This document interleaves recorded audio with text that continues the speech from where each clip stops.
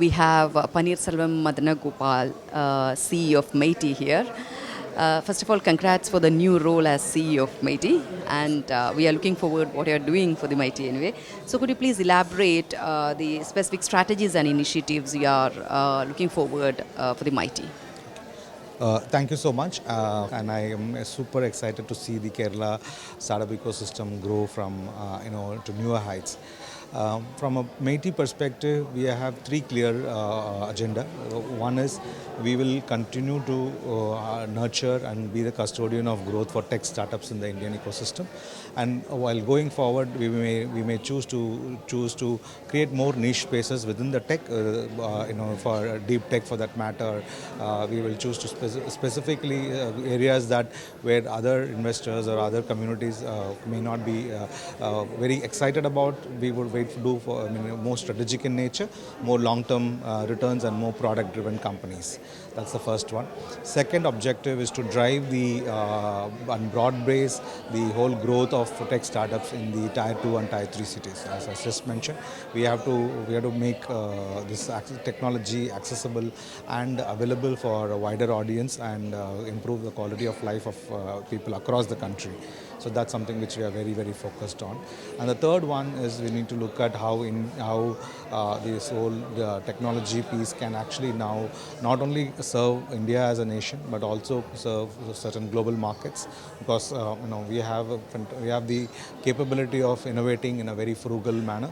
We are a very cost-effective innovation country, and anything that works in India can actually work across multiple geographies in a very, very effective manner. So how we can export our technology, how can we export, as you know, the UPI stack is now is kind of used by almost 11 to 12 countries. Similarly, what else can we, in terms of technology services that we can export to other countries, and how our startups can actually go and benefit from these growing markets, be it Middle East, be it North Africa, be it Australia, be it any other region.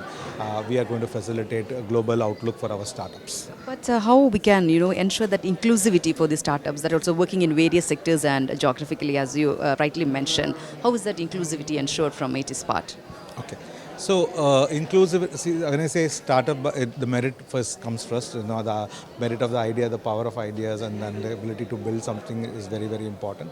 At the same time, as I said, Tier 2, Tier 3 cities is an aspect of inclusivity. We have women in tech. Very, very clear about women in tech, and specific programs for that. We are also looking at opportunities to nurture institutes from Tier 2, Tier 3 cities where or even further down, education institutions help them in capacity building and capability, so that they have opportunity to compete with any other good institute from any other part of the country. So inclusivity is something that we would definitely want to keep in mind, and some of our schemes are already designed for that. So for example, we are launching our Genesis scheme, which is focusing only on the Tier 2, Tier 3 cities startup ecosystem. Collaboration between industry and academia, and even the government initiatives in shaping the future of modern India? It is a very, very important relationship, especially between industry and academia, because we have lakhs of youth passing out of colleges. The skilling is very, very critical, and the relevant skill sets to the industry is extremely critical. We have been facilitating as a facilitator. We have been having conversations with almost all state missions today to have skilling missions.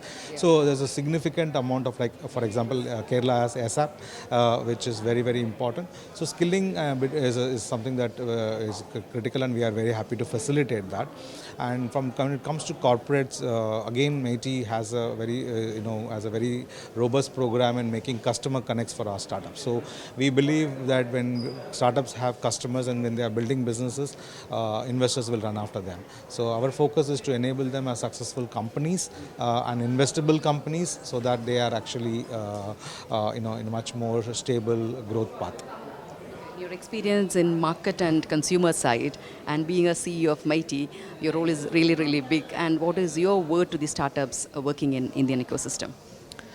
Yeah, so from a consumer side, I mean, I think the two three key things. One is first of all, I said, are you solving a real problem? Yeah, today, as we'd like to know very much that we have the third largest startup ecosystem. The question is how much of these startups are actually solving a real problem, how much duplication of ideas is there. So we need to really worry about how are you solving a real problem. Second question is there anybody who's willing to pay for the solution? Because a lot of times people, startup founders think that what they want is what the customers want, and which is not true most of sometimes. So we need to be really more realistic about understanding the market before venturing out and trying to build what your solutions are. So it's something very very critical.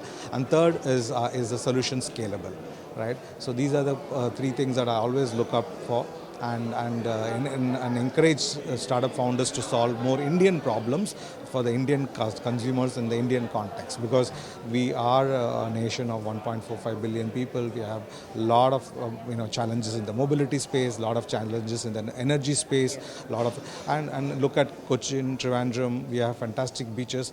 I would love to see some startups doing something on the tidal energy space here. India has a vast coastline, and tidal energy is a huge option. But I'm not sure how many startups are actually really looking at these kind of opportunities to nurture. Yeah. Thank you, sir. That's a really great idea to the startup founders here. Thank you so much for joining with us and all the best. Thank you.